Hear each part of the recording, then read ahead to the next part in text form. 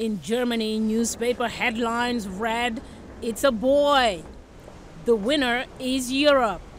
Some commuters reacted with relief, while others were less overjoyed that Emmanuel Macron was the only alternative.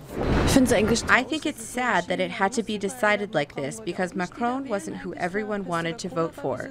But for Europe, it's a good thing, and thank God it's not Le Pen. German Chancellor congratulated Macron personally by phone. Emmanuel Macron trägt die Hoffnung von Millionen von Franzosen. Emmanuel Macron carries the hopes of millions of French people and also of many people in Germany and the whole of Europe.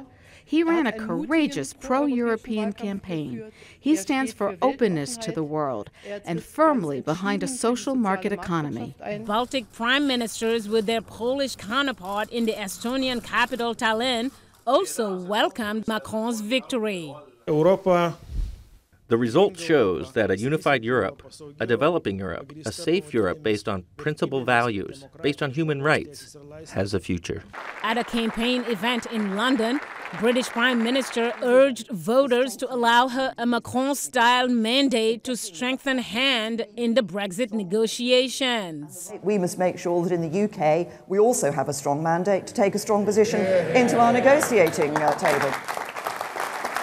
In the United States, President Donald Trump took to Twitter to congratulate Macron on his big win and says he looks very much forward to working with him. The newly elected president won 66% of the vote, but the big challenge lies ahead for someone who was relatively unknown to the French public 5 years ago. Une nouvelle page de notre longue histoire s'ouvre ce soir. Via Skype, Eric Bratberg.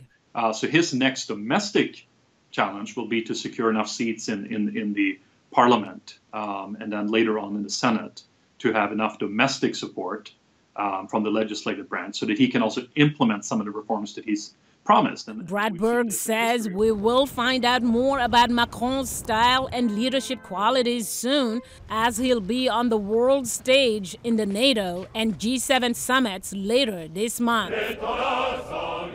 Mariama Diallo, VOA News.